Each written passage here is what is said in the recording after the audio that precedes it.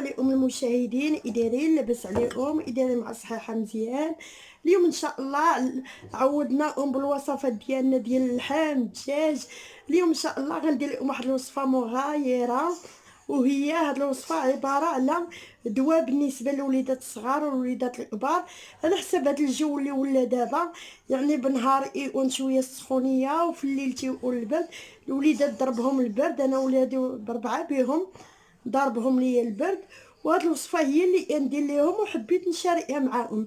يعني انا تجيب لي نتيجه ممتازه مع وليداتي بربعه، والحمد لله نديرها لهم تجيهم مزيانه، وحبيت نشاركها معاهم. وهاد الوصفه ساهله والمفعول ديالها زوين بزاف.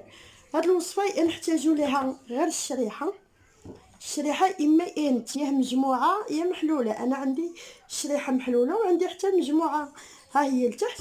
ونحتاجو 3 طريوس ديال الثومه تكون الحمراء ماشي البيضاء.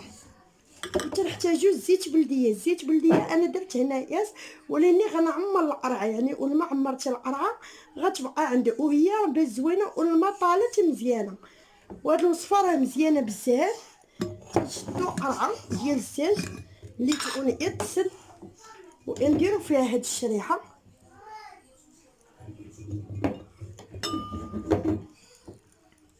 نديرو فيها هاد الشريحه هكا.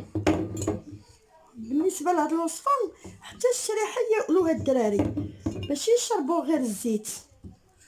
انا راه ولدي الكبير ياكل حتى الشريحه بلا ما يكون ضاربو لا برد لا والو، يهز حتى الشريحه تياكلها بحال هكا. نديرو هاد الشريحه اللي محلوله ونزيدو عليها الصوص ديال الثومه بحال هكا كما كتشوفوا، ونخويو عليها الزيت. تنهزو هاد الزيت ونخويوه هنا في هاد القرع.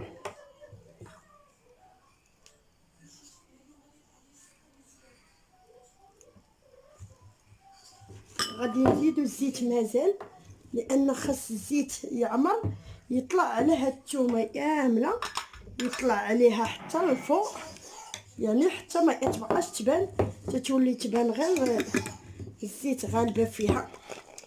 غندير لها شويه باش تحمر، مازال غنزيد عليها دابا الزيت. اهم حاجه البنات في هاد الوصفه باش تصدق ليهم، انا غنزيد بعدا الزيت.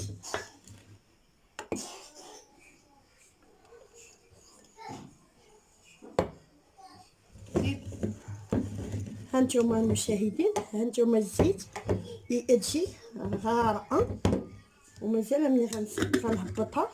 هي الشريحه يتهبط راسها، مي تزيد تعمر يتهبط بحال هكا صافي. وتخليوها. اهم حاجه المشاهدين في هذه الوصفه هي هذه الوصفه ما يتبغيش الضوء، يعني مده 15 يوم خاصها تبقى غير في الظلام.